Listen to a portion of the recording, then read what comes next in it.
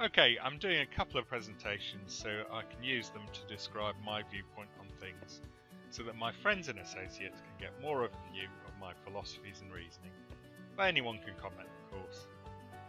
To start with, this is just a little slide that states my current views as regards Dogma. It doesn't go into every detail, but gives a good broad sweep indication of where I'm coming from. So let's kick off. I contend that teaching or enforcing dogma is on balance very undesirable.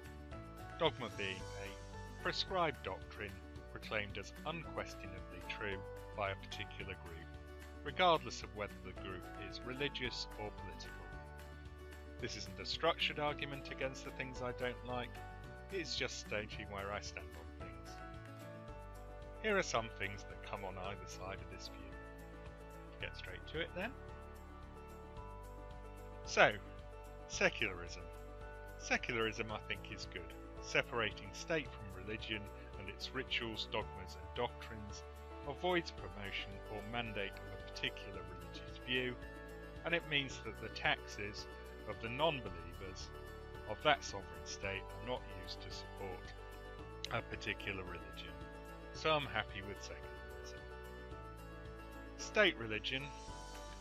Well, even if they're not imposing their beliefs on their population, taxes will be used to support something that not everyone believes in, and unelected church leaders are likely to get positions of power and influence. Worth saying here, though, that state-mandated anti-theism, which is also a restriction of freedom, I also consider bad. But anyway, frowny face for state religion. Okay. Free speech. Free speech. Almost all forms of free speech I agree with. I think challenging or being challenged on worldviews, beliefs, principles and the like promotes progress and a better society. Making fun of things, offending people or being offended is fine. That being said, in my subjective morality, I do draw the line at the promotion of violence. At this point, you've stopped stating your view and started initiating action. At this point, it's not really about speech anymore. With this caveat, free speech gets my full support. Smiley face. Restriction of free speech implies that the people that are restricting it know better than the population they wish to impose it upon, whether it's an organised pressure group, a religion, or a government that's trying to do it. So I don't like this. Okay, next. Free scientific inquiry relies on leaving dogma behind, so it's consistent with my anti-dogma outlook. My degree was scientific, geology major, and dogma was of no help in the formulation of hypotheses or investigation. Indeed, dogma often clashed with the conclusions reached by the scientific method. Science in its application, engineering, get us near to the truth and advanced technology. They also help people not to be misled, with peer review guarding against fraud or confirmation bias. So, I like this. Okay. Dogmatic rejection of the findings of the scientific method that slows down progress and misleads the gullible. People that reject the scientific method and its findings are often clinging to literal interpretations of their scriptures or beliefs. For example, politicians denying human population growth is a problem, or climate change is an issue, or creationists whose beliefs do not stand up to scientific scrutiny. So, red face. Okay, next. Okay, acceptance of change. I like being able to change my mind as new evidence presents itself. This is consistent with being anti-dogmatic, and actually it's hard to do with dogma in place. Anyway, I'm happy with change, so this gets a smiley face. On the other hand, fundamentalist beliefs these often lead to unquestioning belief in a mutable religious or state doctrine.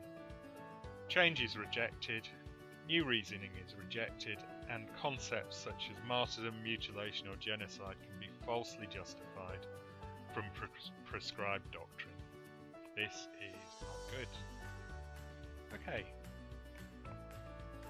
Okay, with regards to religion, when someone has a benign individual faith or a belief in life beyond this existence, a divine power, or their consciousness persisting in a parallel reality, for example, in the many worlds theory, you might posit this. I don't have a problem with that, and I certainly can't prove them wrong. Also, where people are able to evolve and change their doctrine to match a reasoned conclusion, then I'm good with that as well. For example, Western Catholics that no longer adhere to dogma on contraception, no longer have literal belief in everything in the Bible, don't believe in hell as an eternal torture, etc., etc. These people are not uncommon in modern society and have a good degree of freedom from religious dogma. Of course, people of no faith or religion, for example, non-dogmatic atheists, agnostic or otherwise, are good as well. Smiley face again. Okay, organised dogmatic religion promotes hard and fast rules that are either immutable or at best require their most senior clergy to change. These large religions, for example the Abrahamic faiths, but other faiths as well, also promote an increase in the ranks of their obedient faithful by preaching to others, or worse than that, by coercion. Having said this, I do accept that acts of charity and good acts done by the congregation do help others. So this is why it gets a neutral face rather than a frowny one from me. Okay, morality. Yeah, I believe that morals are subjective. Subjective morals that have evolved in modern society over time, whilst not always perfect, can and have been changed for the better. So this is where I'm at. Okay, objective or absolute morality. I'm not one for immutable and absolute morals. They're normally touted by dogmatic religions or supreme leaders. You don't have to read much of the Quran or Bible to see them outline the punishments for being apostate. And whilst both holy books have lines about killing being bad, I think at the time that they were written there was a tacit understanding that it meant thou shalt not kill innocent men. But of course if you're an apostate you're not innocent, if you're an adulterer you're not innocent, etc. So they would, or in some countries still do, say that you can get killed for these reasons. I've given it a sort of neutral face rather than a frowny one, because I suppose at least it is some form of morality. Okay, on the things that are consistent with my anti-dogmatic viewpoint, you'd also get anarchy. However, whilst I'm far from perfect and do admit to a bit of selfish hedonism here and there, I do have to distance myself from anarchy. It's nicely anti-dogmatic, but its nature will often lead to total disregard for the well-being of others. So it's bad. Fortunately, it only seems to exist in transitional state or in fringe group, as humans, like other apes, tend to structuralise societies fairly swiftly, given the survival benefits that brings. So, frowny face, not down with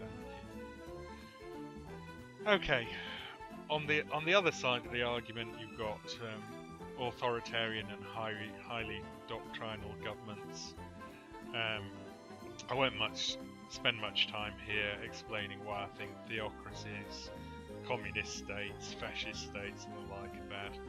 If you don't think this, you're so far off my worldview that I'll not persuade you otherwise. Red frowny face.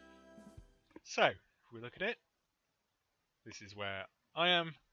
So, So if you're in that yellow boundary, then we're probably going to agree quite a bit. If you are within the red shaded area, it's unlikely that we're going to see eye to eye. Okay, thank you. Just to end, it's worth saying that whilst I've stated my views above, I believe in the right of anyone to disagree and hold whatever thoughts and beliefs they want to. I respect their right to believe in whatever they want, even if I find it's objectionable or risible. Okay, so that's it for this presentation. Next presentation may be where I stand on religion and or politics. Some of that, of course, could be inferred from this talk, but not everything. Okay, so just for now, goodbye and see you next time.